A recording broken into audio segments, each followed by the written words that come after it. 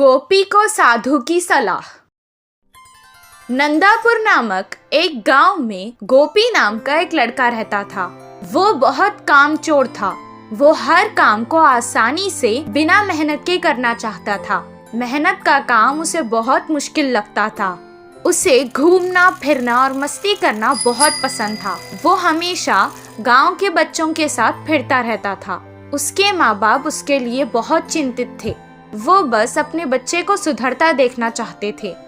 एक दिन उसे गांव में एक साधु मिला। साधु को गोपी के बारे में पता था। उसे सुधरने के लिए उसने उसे एक सलाह दी।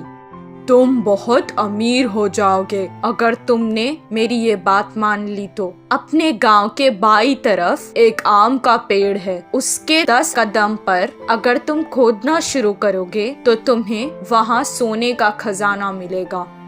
ये बात सुनकर पहले गोपी बहुत खुश हुआ, लेकिन मेहनत लगेगी सोचकर ये कहने लगा, आप इस खजाने के बारे में मुझे ही क्यों बता रहे हैं? आप खुद भी तो इसे लेकर अमीर हो सकते हैं। हम साधुओं को धन का लालच नहीं है, हम बस लोगों की मदद करते हैं।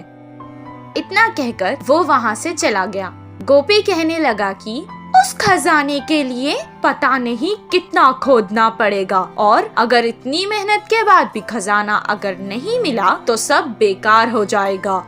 इतना कहकर वो भी वहाँ से चला गया।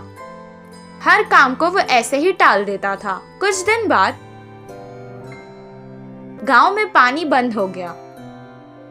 गांव वाले पानी की तलाश में हर कोशिश करने लगे। कितनी सारे कुएं खोदने के बाद भी उन्हें पानी नहीं मिला। उस समय गोपी को साधु की बात याद आ गई। मैं अगर इस बुरे समय में वो खजाना लेकर इस गांव से चला जाऊं तो आराम से रह सकता हूं, वो सोचने लगा और वहां से फावड़ा लेकर आम के पेड़ के पास खोदने चला गया। कितना खोदने पर भी उसे खजाना नहीं मिला, लेकिन गांव की ऐसी हालत देखकर उसने खोदना बंद नहीं किया। खजाना लेकर यहाँ से चला जाने की लालच में वो खोदता ही गया। 4 दिन तक खोदने के बाद उसके पैरों के नीचे उसे पानी महसूस हुआ। कुछ देर बाद उस घड़े में पानी भरने लगा। वो तुरंत उस घड़े से बाहर निकल गया। पानी कुएं की तरह उस घड़े में भर गया।